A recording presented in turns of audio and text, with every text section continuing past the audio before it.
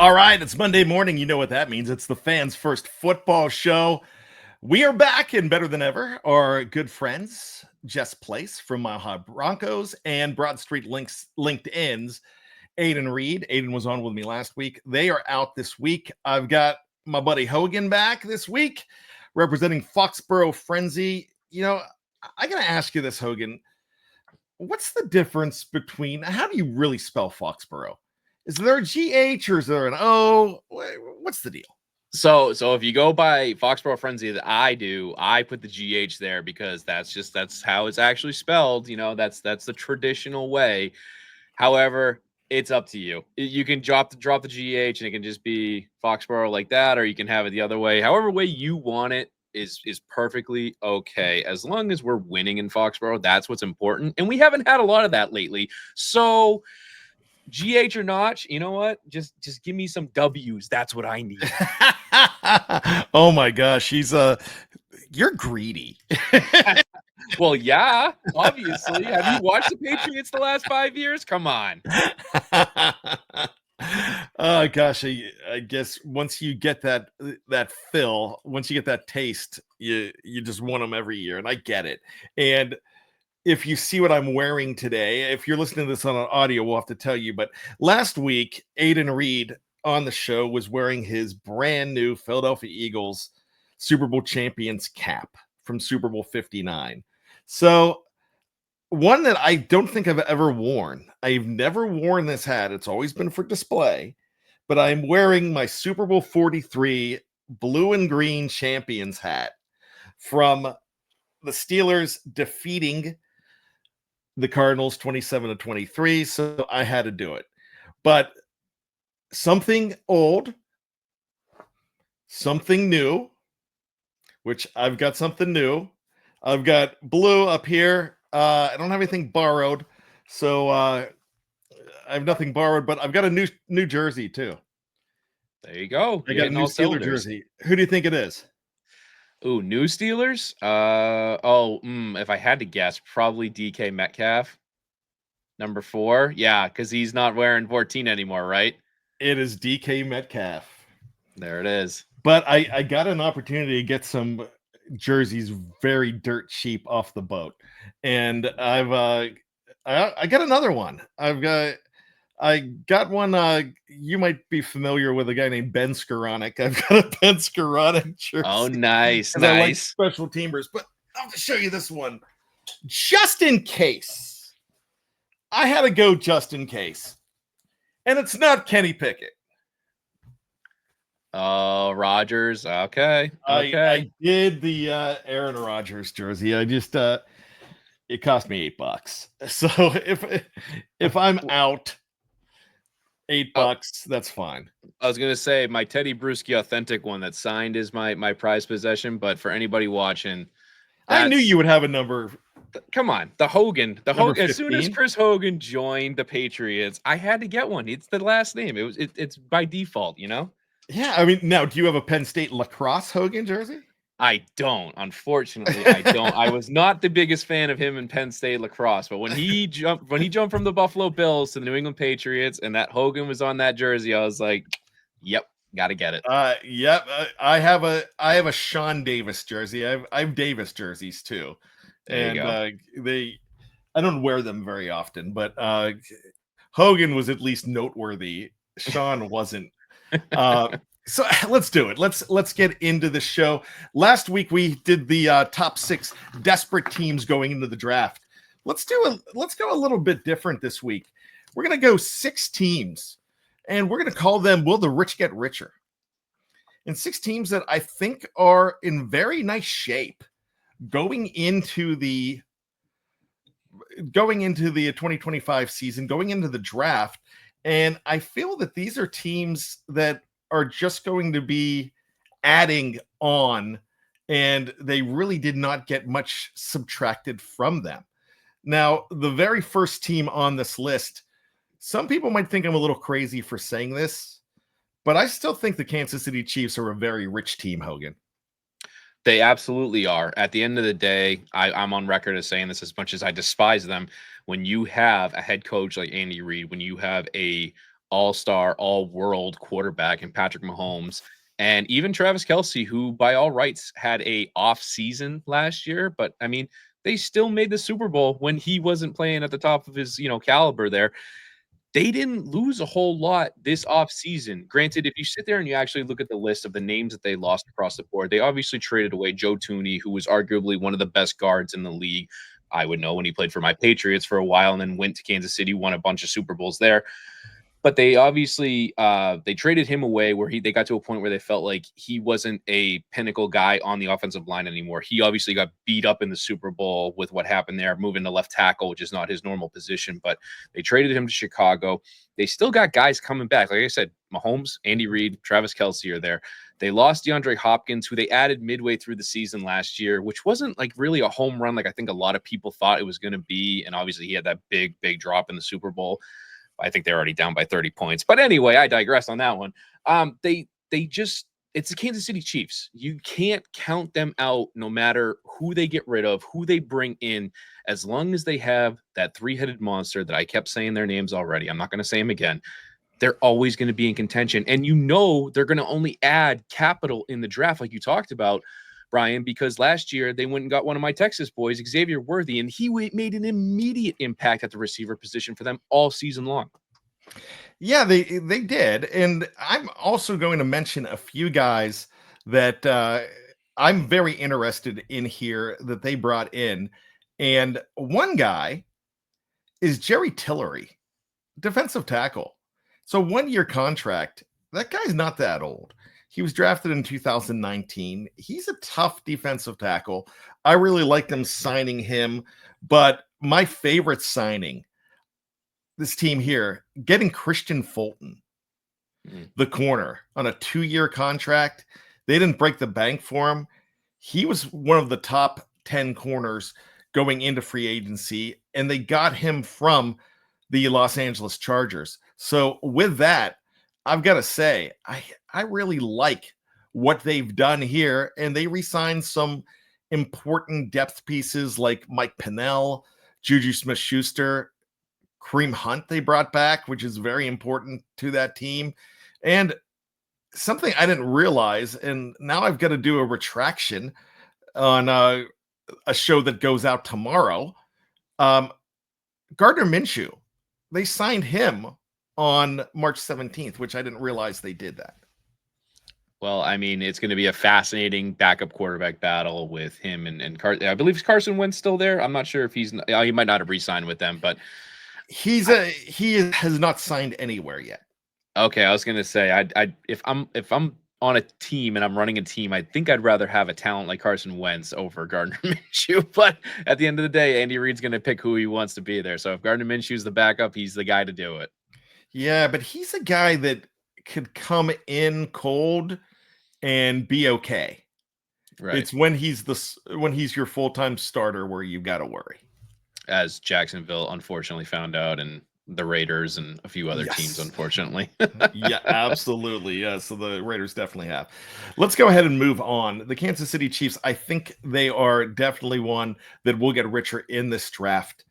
I feel like they are adding and not in a position of desperation. They are just adding the best players available. They're not looking at one position as desperation. Let's look at another team that I think is like that, and it's my arch nemesis, if I'm being honest with you, and you know who that is. It's the Baltimore Ravens. Those gosh darn Ravens. Come on, you deep down, you really love the Ravens. You love that purple and black. And I live in Maryland, and I hate them even more because of it. Of course you do. Of course.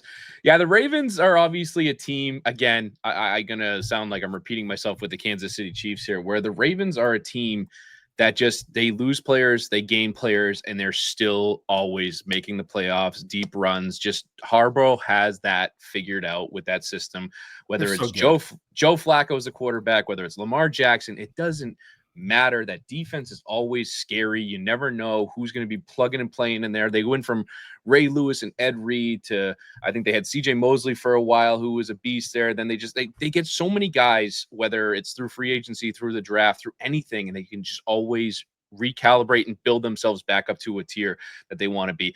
Some of the names that are interesting to see with them this year in the free agency pool, where they picked up DeAndre Hopkins, like I talked about how he left the Chiefs. I'm fascinating to see how that's going to work out, where, again, Lamar's more known for his running than he is his passing.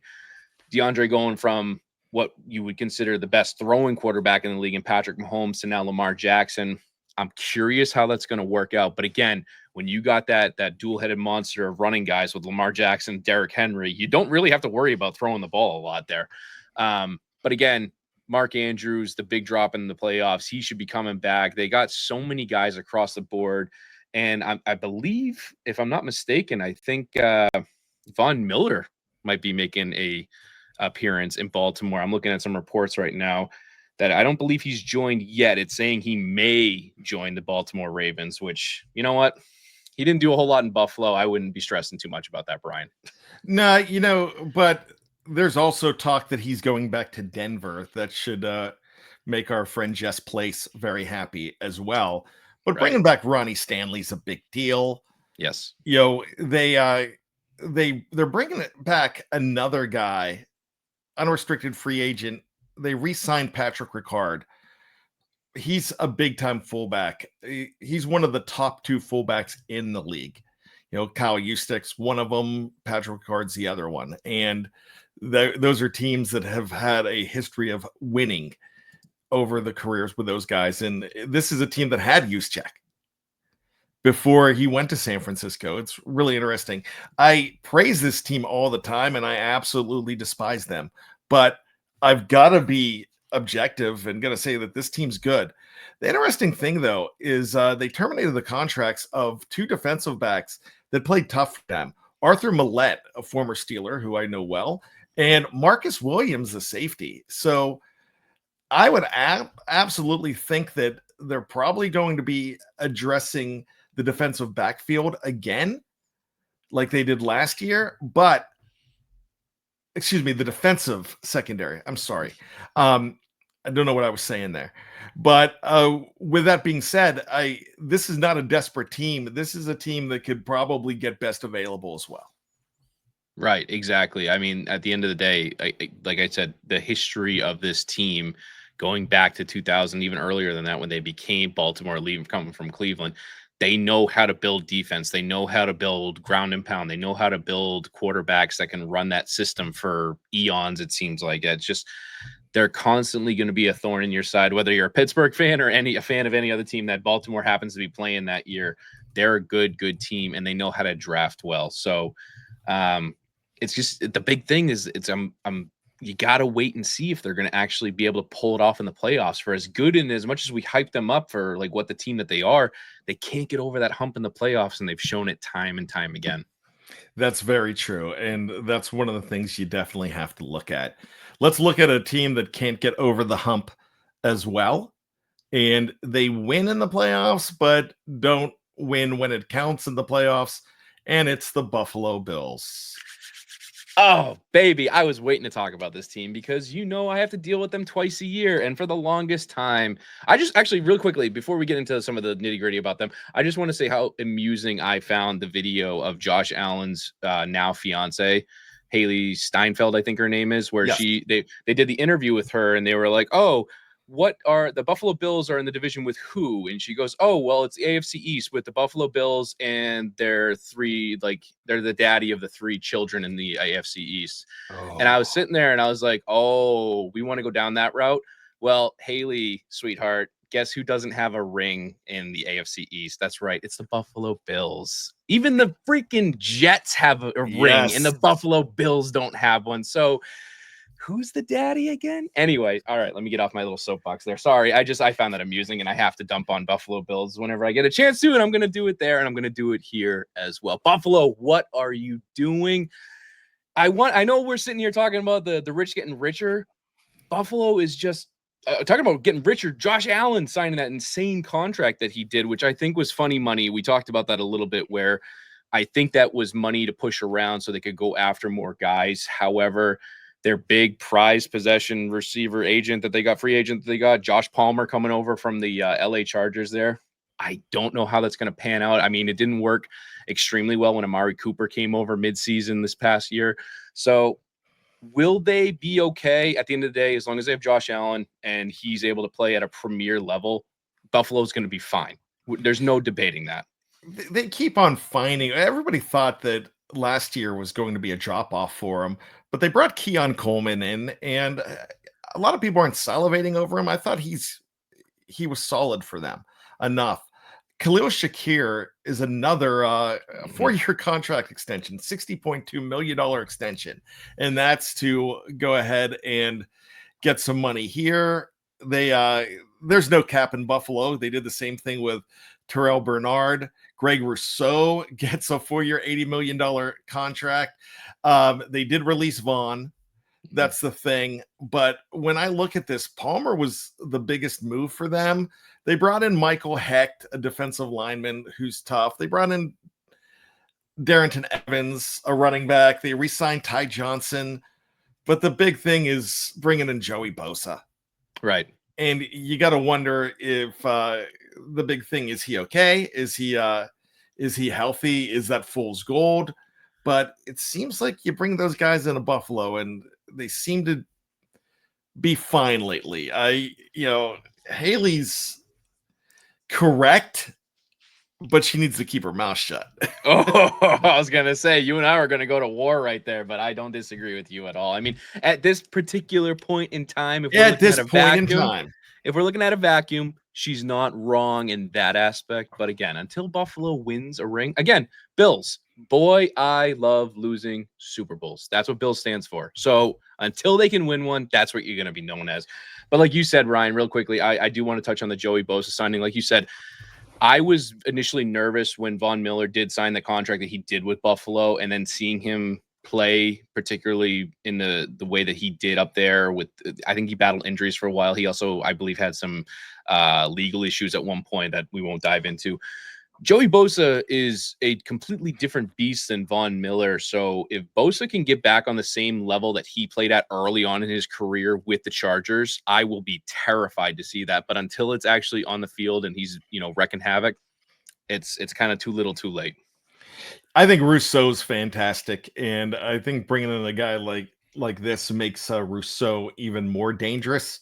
But you're right. If he's on, he's going to be amazing. But the thing about this Buffalo team, I'm going back to Haley because, you're saying that now, but you obviously don't know anything about football because we talked about Shakir. We talked about, of course, we talked about her boyfriend. We talked about all these other guys, Rousseau. They're kicking the can down the road, and you can only kick it so far when that can spills out and it's rancid. And the Bills are going to be at the bottom very, very soon. In 5 years, they are going to be sad sacks of the league, and they're going to be nobody's daddy. That's exactly it. It's just a matter of time before that salary cap blows up in your face, and you can't keep signing guys for $500 million and not expect it to come and creep up on you with the way that you do the business in this day and age. And especially with Buffalo, where they're not signing big premier guys to go play up there. And, next to Niagara Falls, where you get 10 feet of snow, nobody's salivating, going, I want to go to Buffalo. I want to play there. No, they want to go to LA. They want to go to Miami. They want to go to the warm weather places. Even your guy, DK Metcalf, was right before the trade. I want to go somewhere warm. And boy, he didn't get that. But at the same time, he went to a winning, prestigious program. So I think he'll be okay in the long run. But he got a bag, too. He got a nice extension, a 5-year deal. So it certainly warms your toes when you're getting a few $1 million added on top of that. And my anti-guy, Myles Garrett, wanted to win. Right. I don't think he wants to win that bad. I tell you what, let's go ahead. We'll pay some bills. We'll be right back. Stick around. We're going to have the second half of the Fans First Football Show when we go to the NFC and talk about the rich getting richer coming up in the draft. We will be right back right after this. Please stick around.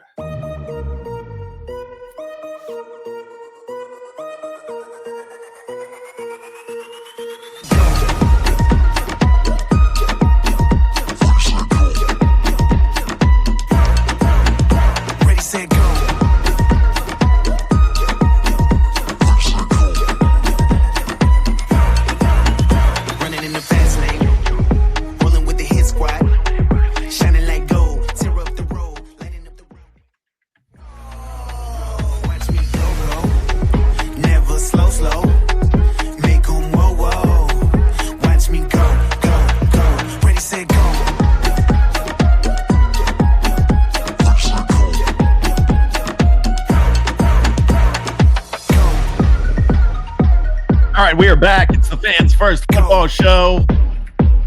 Yes. I love that intro, outro music. I just play it all the time when I'm not here, and I dream of being with you, Jess, and Reed. And I just talk to myself, and I have cardboard cutouts of you guys. And so, all right, we are talking NFL football. Last week, we talked about the desperate teams going into the draft.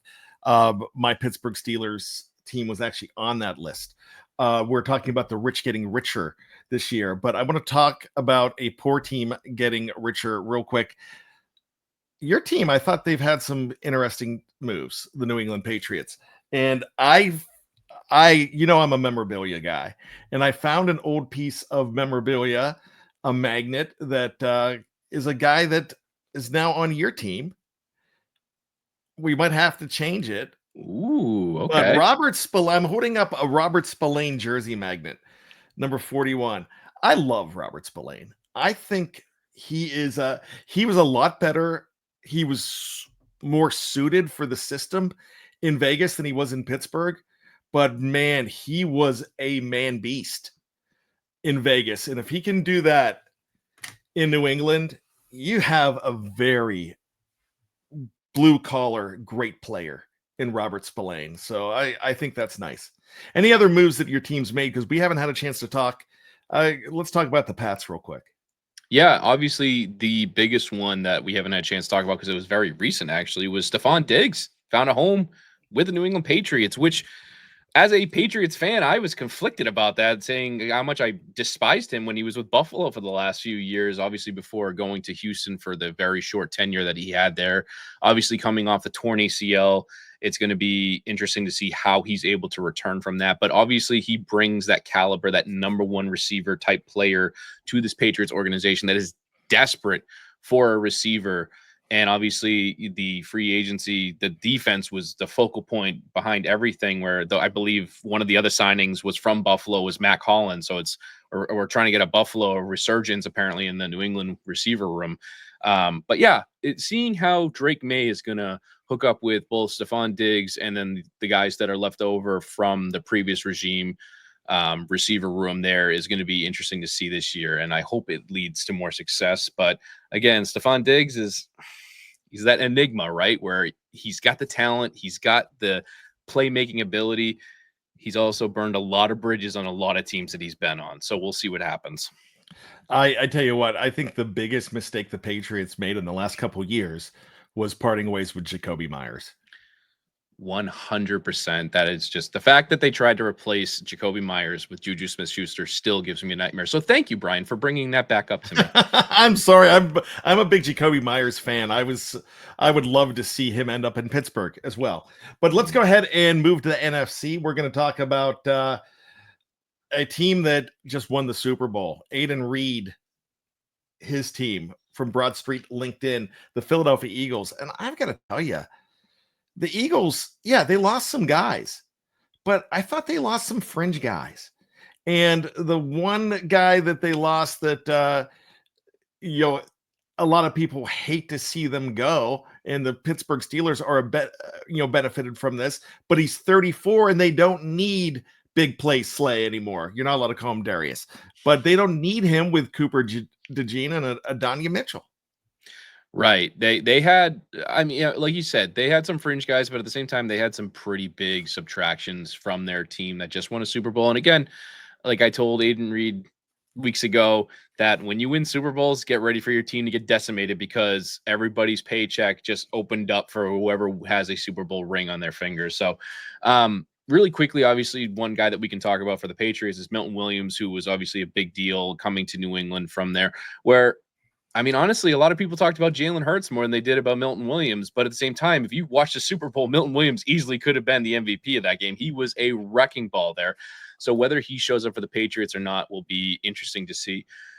But again, that defensive front did get a little decimated. Milton Williams leaving, and then Josh Sweat, who was a phenomenal edge guy, a little bit older, going to Arizona. I mean, the Eagles, if there's one team that can replace talent in plethora in the draft, it is the Philadelphia Eagles. They've shown time and time again that they can hit the nail on the head, whether it's drafting Jalen Hurts, who at the time was supposed to be a backup player to Carson Wentz, who took the team over and went to 2 Super Bowls, where Carson Wentz couldn't even bring him to one. I mean, that was, again, the Nick Foles show, which we won't talk about because I don't want to talk about that Super Bowl again. But again, not so special to you. No. I don't get me on another tangent about that. But anyway, no, the Eagles are a fascinating team because I'm more interested in the trades that they made. Obviously, parting ways with Gardner Johnson there again to go down to, I think it was Houston, and then but they're bringing back Zach Bond, which this cannot be the Fans First football show without us talking about Zach Bond. Whether Reed is here or not, we have to talk about Zach Bond. He is coming back to Philly. Everything's going to be fine. Super Bowl champs for the next 10 years in a row. Reed, I got you covered. I love it. And I thought that was a smart signing. But bringing back Saquon for another couple of years is huge. That team's loaded. And right. I really, when I'm looking at their defensive line, all you've got to say is, shame on the rest of the league for letting Jalen Carter fall to them. Right. Because they got him at a bargain. But, you've got so many former Georgia players on that defense. But let me talk about 2 Georgia players. And I'm not talking about Nakobe Dean, who's, I think, fantastic. But he's not a lineman. But the thing about, I see what you're saying. The Steelers were flirting with the Milton Williams signing as well. But, of course, New England had more money. But you've got to realize, though, too, he had a wonderful Super Bowl, but it's a lot easier for a guy to have a great Super Bowl when he is only getting double teamed 20% of the time, and he's playing in between guys like Jordan Davis, I believe is his name, and Jalen Carter. So I'm wondering if that's really going to affect him that much, because they know how. They have the system. They've got a great defensive coordinator. They know how to make trench guys. And they turn a guy like Zach Bond into a superstar and a defensive player of the year candidate. So all I'm saying is that I don't think there's much to worry about with this team. The core is still there, and they're one team that manufactures well. And if I can just bring up one more name that I have to throw out there for Eagles fans is the fact that they got A.J. Dillon from the Green Bay Packers. Oh, my gosh, that is so key. So just all I'm thinking about is the quad size of that running back room now between Saquon and A.J. Dillon. It is just tree trunks for days in Philadelphia now, and I want no part of trying to tackle that backfield tandem there. So have fun with the Quadzilla team of Saquon and A.J. Dillon. And Dillon's a guy that is a great player when he's healthy. Right. They took a guy off of the injured list, and they're gonna make magic with that guy. So one of their other key losses, who the Steelers did take another Eagle, is Kenny Gainwell, but A.J. Dillon's gonna fill in well for him, and Gainwell was great for that team in his role. But it's not hard when you've got a guy like Saquon softening them up. So I really don't think. In fact, I think they upgraded at the backup. Right. So let's go ahead, and we're going to go to 2 teams in the NFC North, and 2 teams that aren't on this list that I could have probably put the Minnesota Vikings and the Green Bay Packers on this list. But the Detroit Lions are still a fairly rich team. And they've got something even bigger that they didn't pay for. They got a huge chip on their shoulder now, which they did not have before.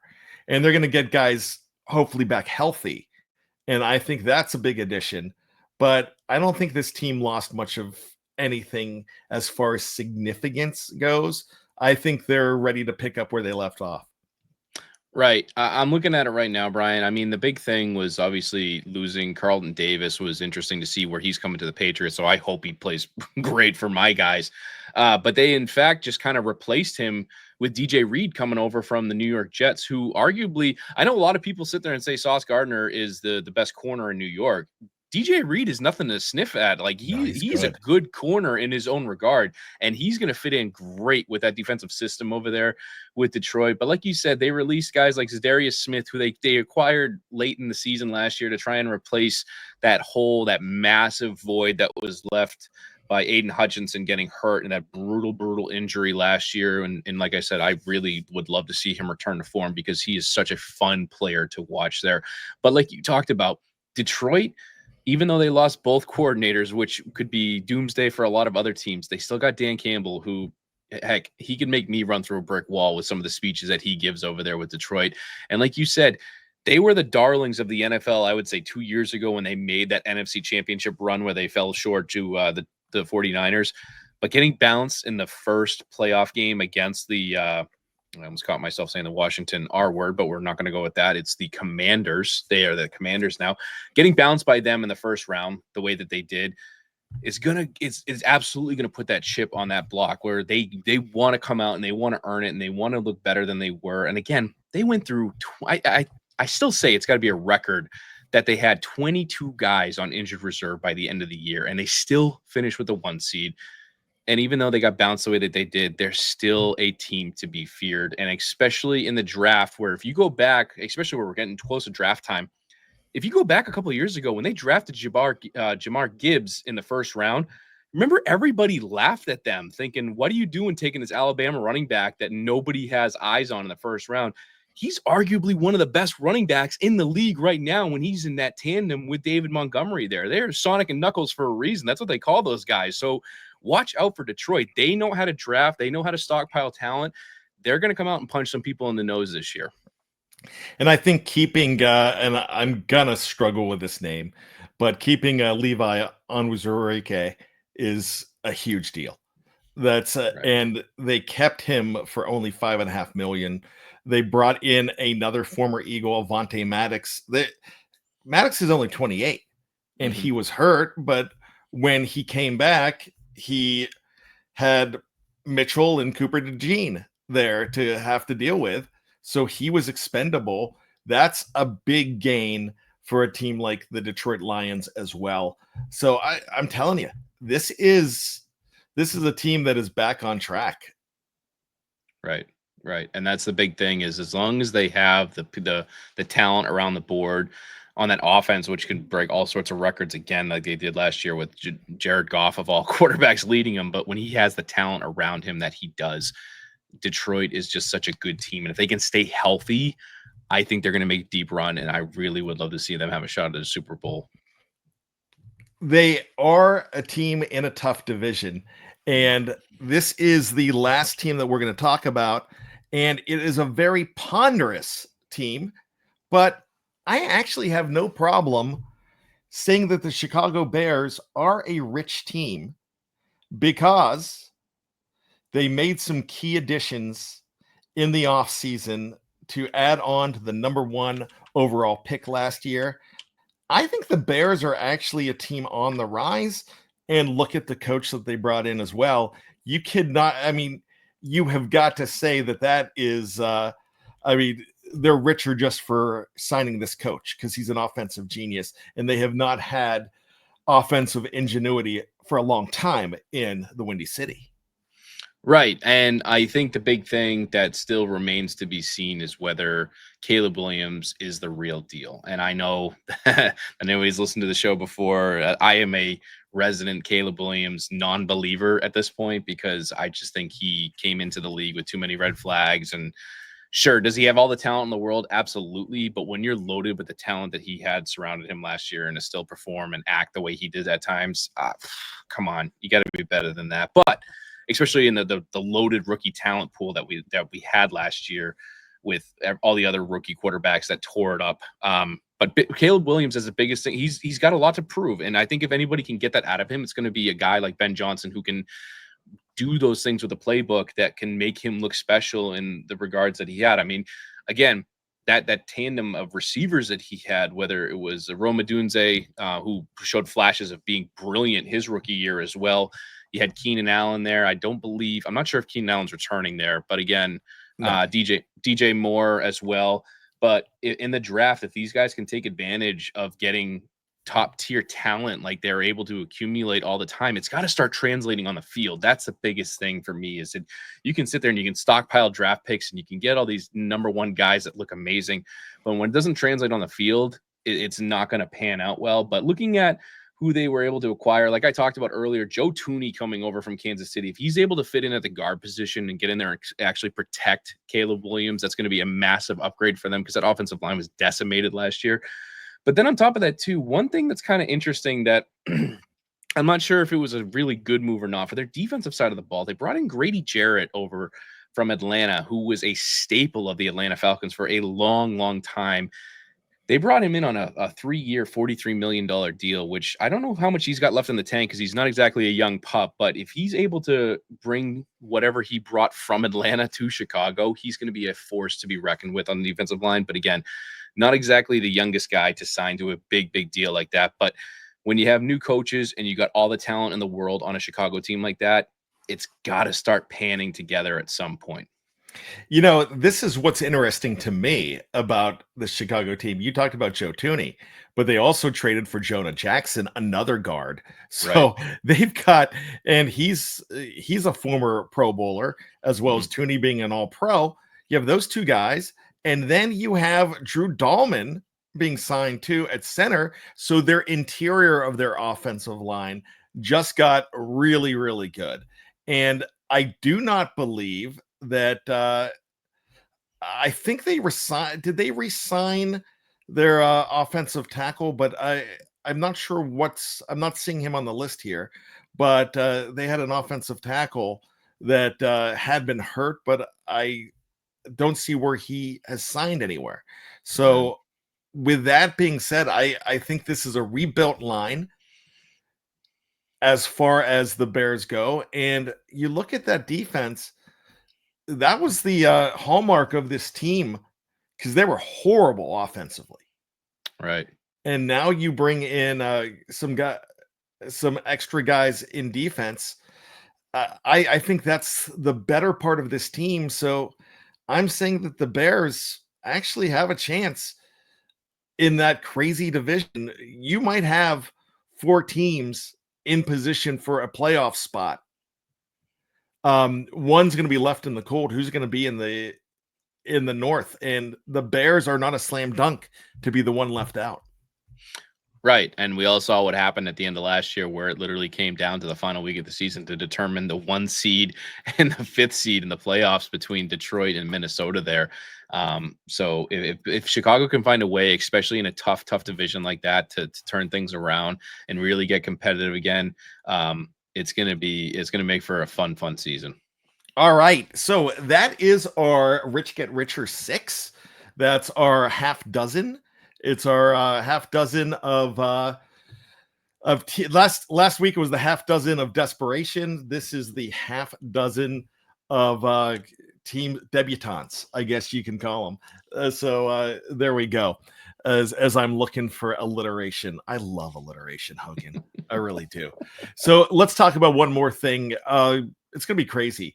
In 2 weeks from now, we are going to be talking about, on the Fans First Football Network, we're going to have our mock draft. And that's something really exciting. We've done it the past couple of years.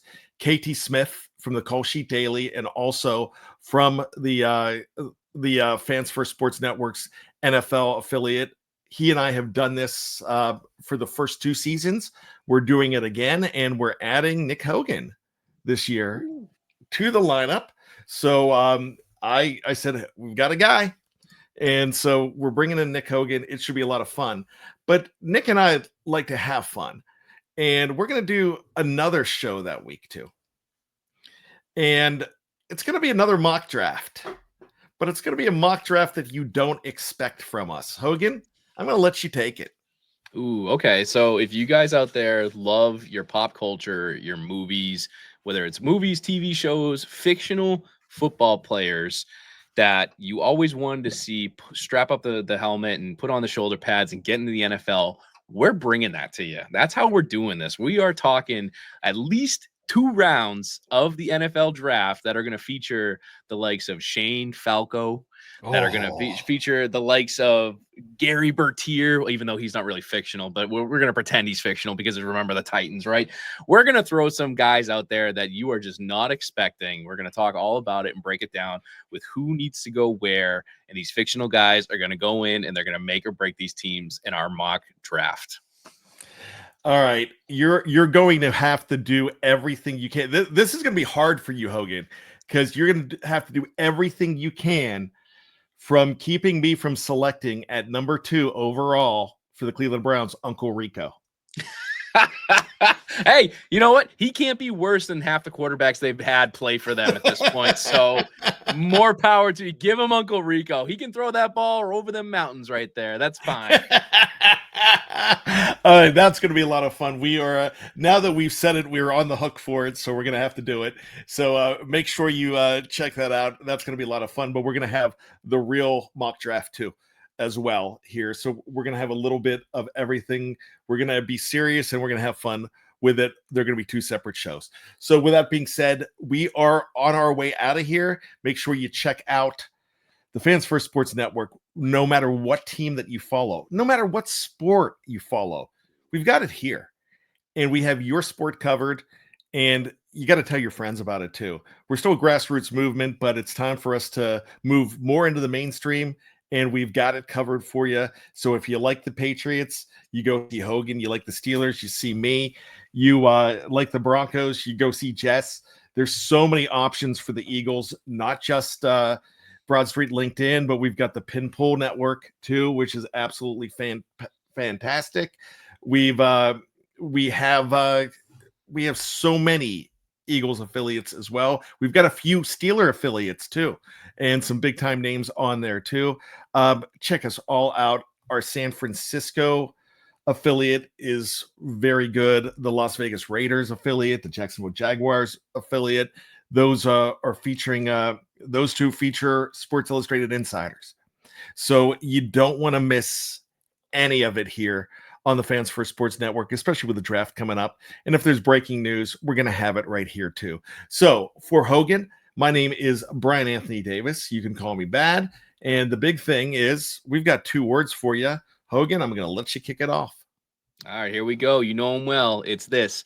Go football. Watch me go. Never slow.